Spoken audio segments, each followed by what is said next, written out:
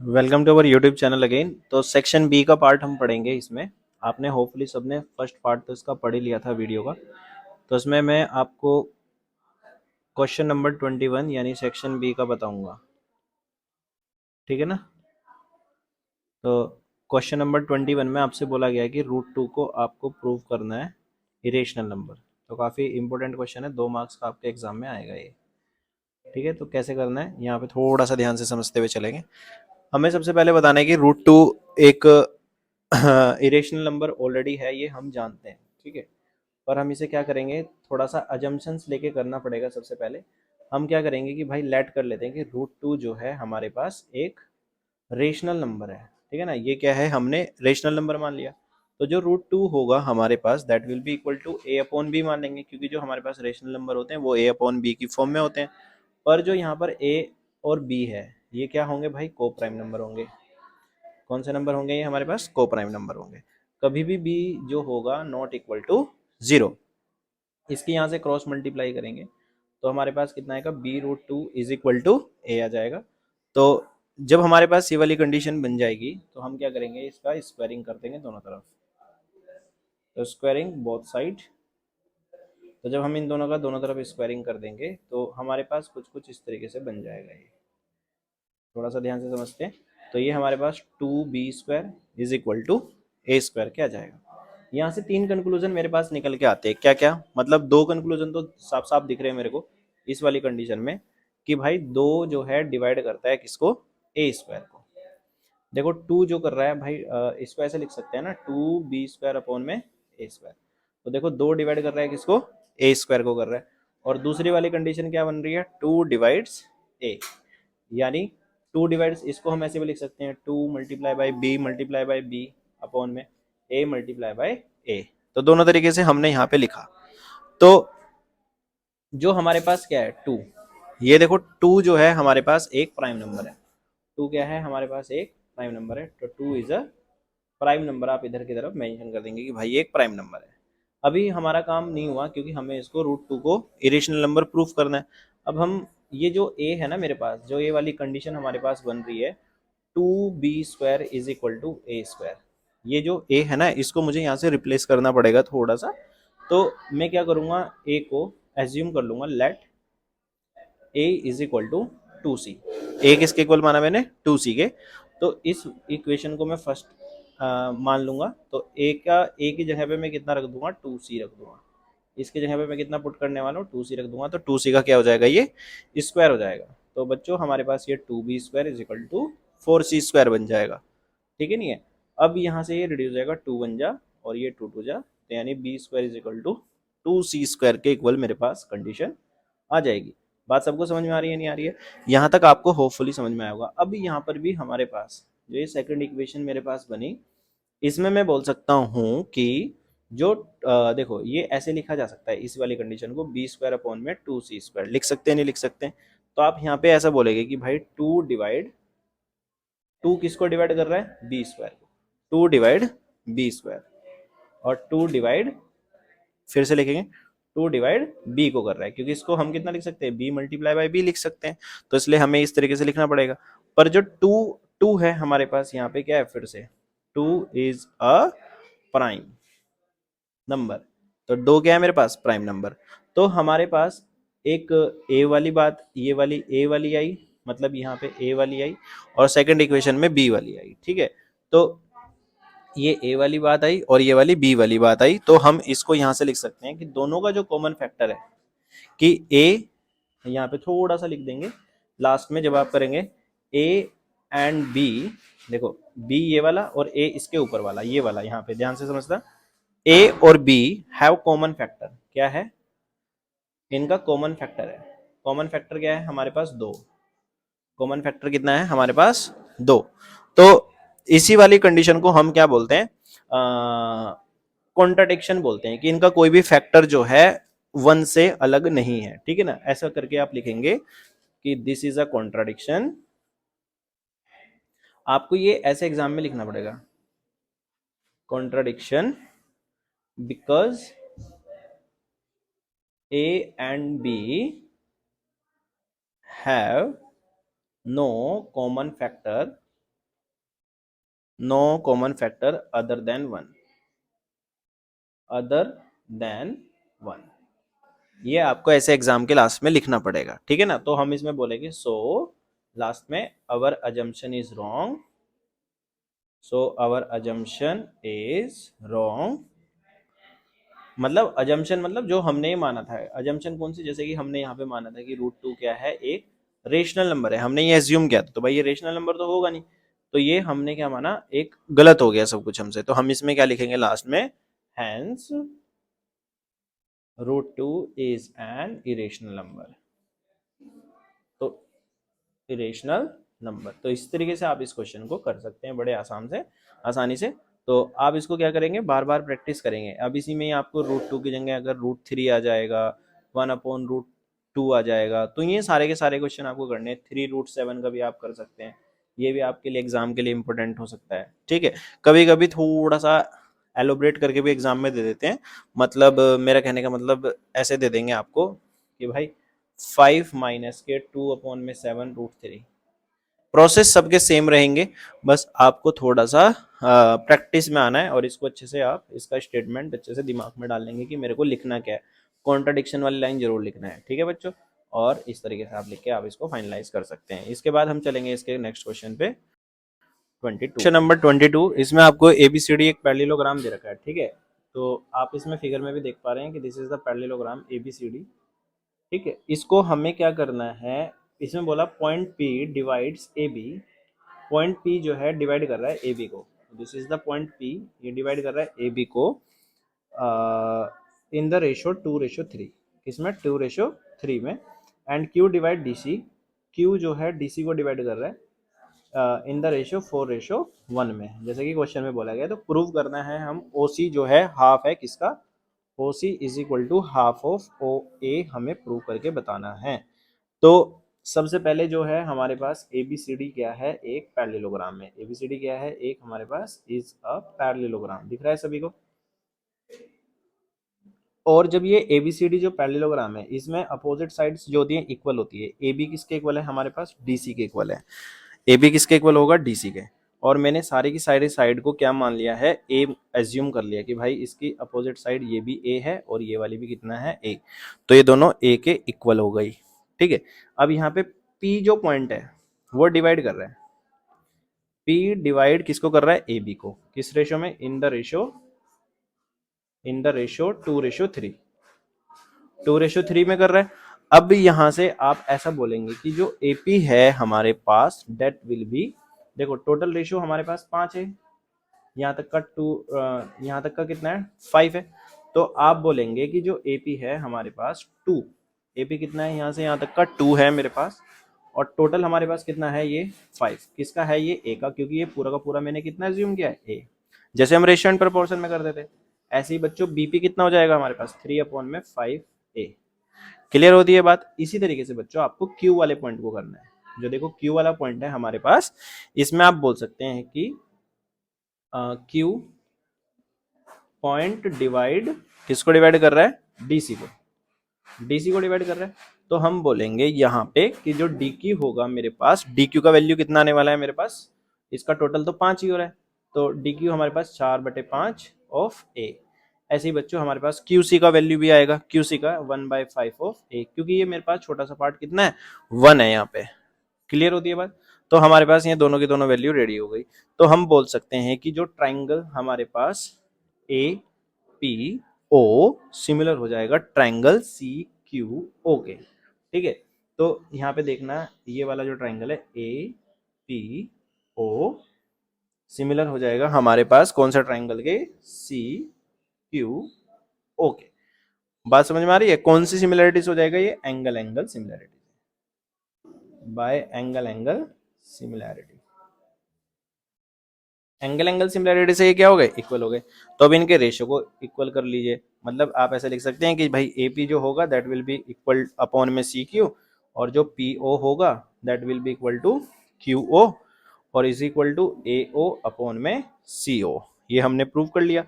तो हमें क्या बताना था, हमें जो प्रूव करना है, हमें प्रूव करना है O C half of O A, O C half of O ए।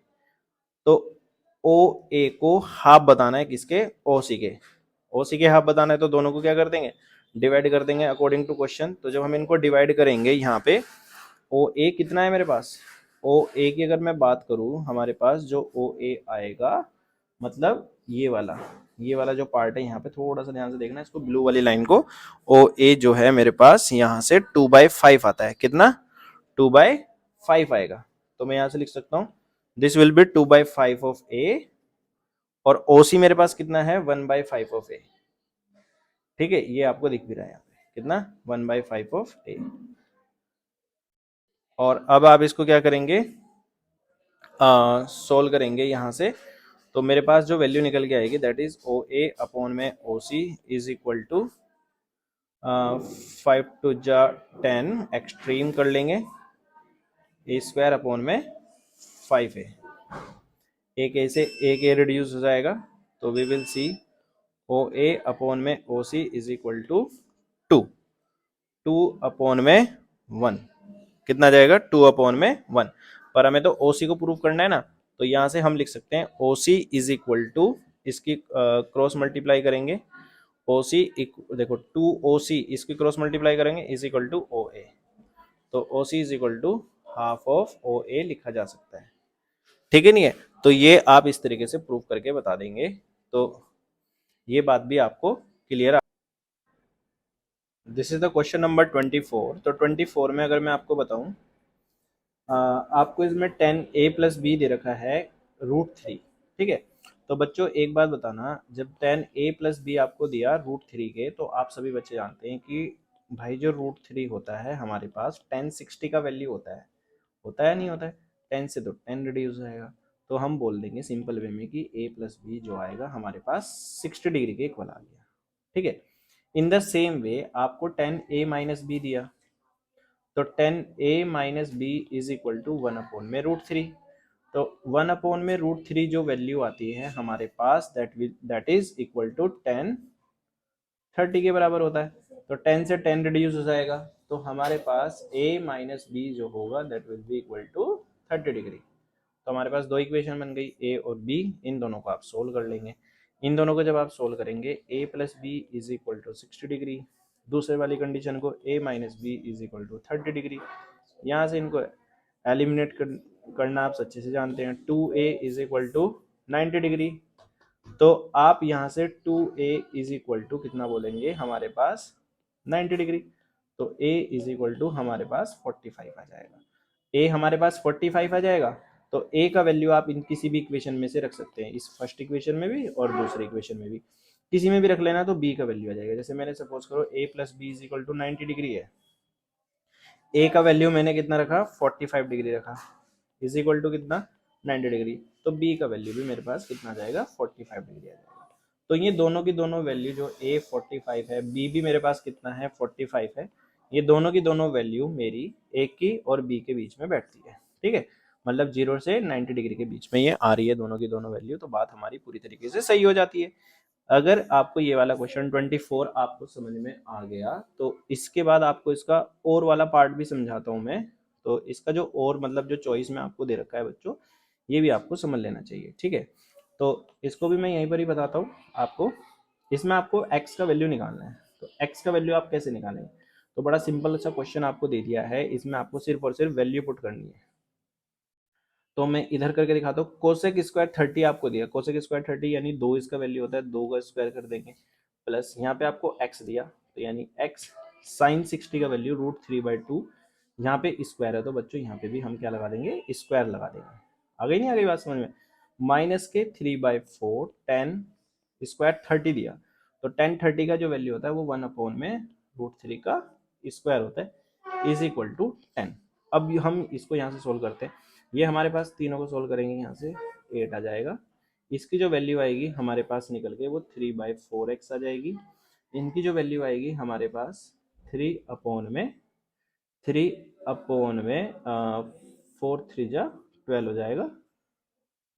यहाँ से हम इसको सोल्व करेंगे तो हमारे पास 1/4 आ जाएगा। बात सबको समझ में आ रही है, तो यानी 8 प्लस के 3/4x माइनस के 1/4 इज इक्वल टू 0। तो इज इक्वल टू 0 10 10 है ना हमारे पास इक्वल में, तो यहाँ से सोल्व करेंगे हमारे पास जो x का वैल्यू मेरे पास निकल के आने वाला है यहाँ से 32 प्लस के 3x और माइनस के 1 और ये हो जाएगा, अगर मैंने कैल्शियम लिया था 40 आएगा ना, तो 40 इंटू 10 कर देंगे तो 40 इधर चला जाएगा। तो वी कैन से हमारे पास जो यहाँ से x का वैल्यू निकलेगा ये कितना बचेगा 32 यानी 31 बचेगा। तो 40 माइनस के 31 तो 3x इज इक्वल टू 9, तो x का वैल्यू कितना जाएगा 3 आ जाएगा। तो इस तरीके से आप ये वाला क्वेश्चन भी यहाँ से बड़ी सिंपल वे में कर सकते थे, ठीक है नहीं मेरे भाई। तो हम चलते हैं इसके नेक्स्ट क्वेश्चन नंबर 25 के पास।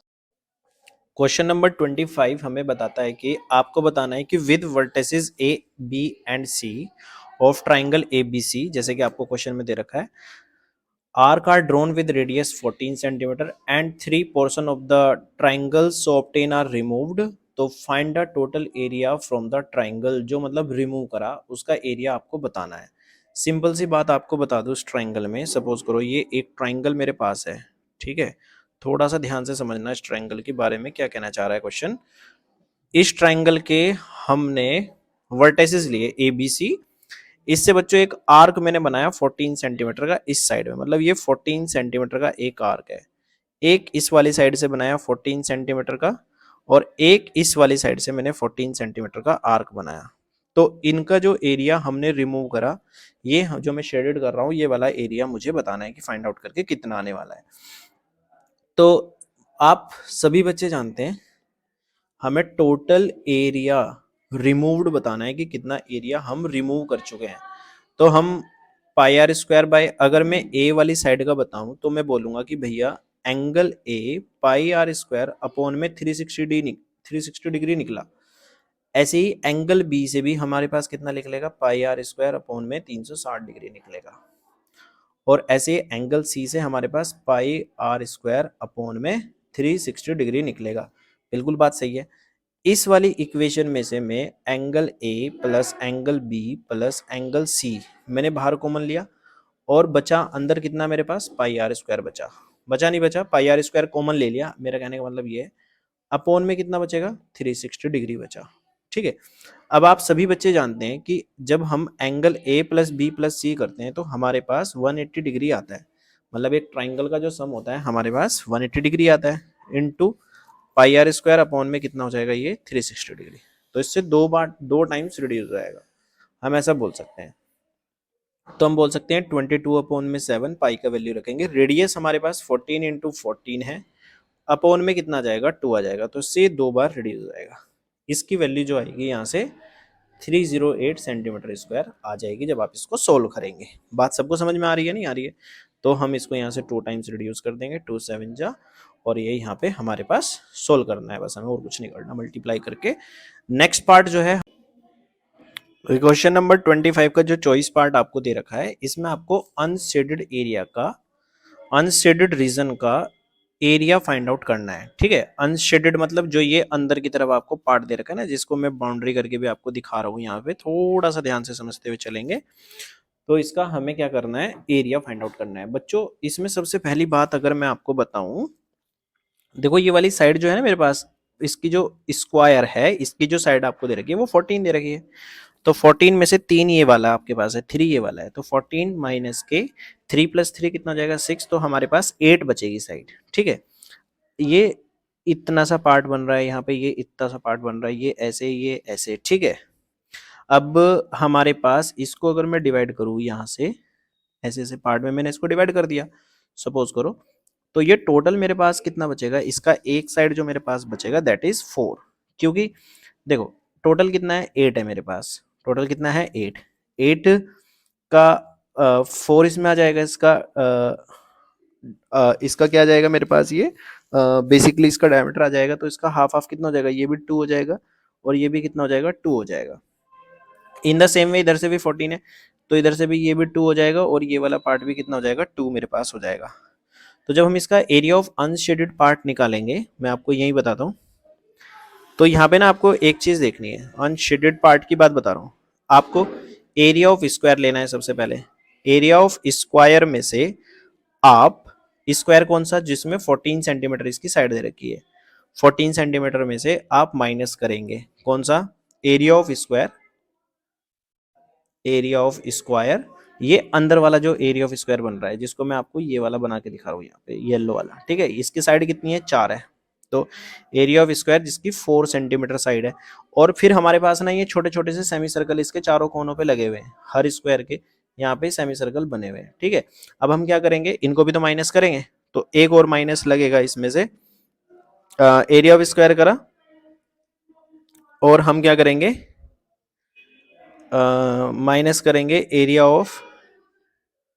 Area of semi circle, semi circle with radius कितना है इनका यहाँ पे 2, रेडियस कितना है इसमें 2, with radius 2 centimetre.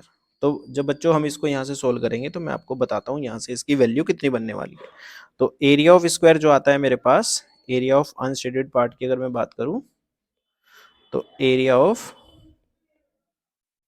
Unshielded part जो आएगा मेरे पास, एरिया ऑफ स्क्वायर कितना है 14 इंटू 14, भाई जो उसकी साइड है वो 14 इंटू 14 है, माइनस के इस स्क्वायर कितने हैं मेरे पास, ये हमारे पास जो स्क्वायर है ये हमारे पास बीच में जो छोटा सा बन रहा है दैट इज 4 इंटू 4, ये वाला जिसकी मैं बात कर रहा हूँ, ये वाला जो स्क्वायर बन रहा है बीच में 4 इंटू 4 का एक स्क्वायर बन रहा है, तो हम क्या करेंगे, इसको माइनस करने वाले हैं इसमें से। तो जब हम इसको यहाँ से माइनस करेंगे तो 4 इंटू 4 हो जाएगा, और उसके बाद हमारे पास सेमी सर्कल का एरिया, दोनों को जोड़ लेते हैं बेसिकली, इस हम पूरे में से इनको माइनस कर देंगे यहाँ से, मतलब प्लस कर रहा हूँ मैं, कोई बात नहीं, बता दो कैसे, half into pi R square by 2, मतलब पाई आर स्क्वायर बाई 2 बोलते हैं ना, तो पाई आर स्क्वायर कर देंगे, तो आर हमारे पास यहाँ पे कितना है 2 है, ठीक है। तो हम क्या करेंगे 14 इंटू 14 196 आएगा, 14 4 4 जा कितना हो जाएगा 16, और ये हाफ इंटू 3.14 ले लेता हूँ मैं इसको, रेडियस हमारे पास 2 का स्क्वायर है, तो बच्चों 196 माइनस के 16 प्लस के, जब हम इसको सोल्व करेंगे यहाँ से जो वैल्यू मेरे पास आई है दैट इज 25.12, तो दैट इज 196 माइनस के इन दोनों को ऐड करके मेरे पास 41.12 आ रहा है, और हम इनको माइनस करने वाले हैं तब, तो we will get 154.88 centimetre square. अब यहाँ पे ना एक चीज समझना जो मैं आपको बताना चाह रहा हूँ, ठीक है। आप सोचेंगे कि ये क्या हो रहा है यहाँ पे, देखो एरिया ऑफ स्क्वायर है, स्क्वायर में से मैंने क्या करा, स्क्वायर के एरिया में से मैंने माइनस कर दिया एरिया ऑफ स्क्वायर, ये इंटीरियर में जो दे रखा है वो square, area of square interior वाला plus area of semi circle, semi circle जो इसके चारों कोनों पे लगे हुए हैं, समझ गए नहीं समझ गए, कितने लगे हुए हैं 4 लगे हुए हैं, तो इसलिए मैंने यहाँ पे 4 से मल्टीप्लाई करी, कितने लगे हुए हैं 4, एक तो ये वाला 2, और एक ये 3, और एक ये 4। बात सबको समझ में आती है नहीं आती, तो इस तरीके से आप इसी तरीके से आप इसमें इसका आंसर निकाल सकते हैं। तो होपफुली आपको उसका सेक्शन बी जो है क्वेश्चन पेपर का समझ में आया होगा, और जिन बच्चों ने अभी तक सेक्शन ए नहीं देखा है वो हमारे प्रीवियस वीडियो से देख सकते हैं, ठीक है। अभी हम आपके लिए इसका नेक्स्ट पार्ट भी अपलोड करने वाले हैं, सेक्शन सी। जब तक आप हमारे चैनल पे बने रहिएगा, और जो बच्चे हमारे चैनल पे पहली बार आए चैनल को सब्सक्राइब कर लेंगे, और जो है इसको चैनल को थोड़ा सा शेयर भी कर देंगे, जिससे कि और भी बच्चे इस क्वेश्चन पेपर को सोल्व आउट कर सके। Thank you for watching, have a nice day.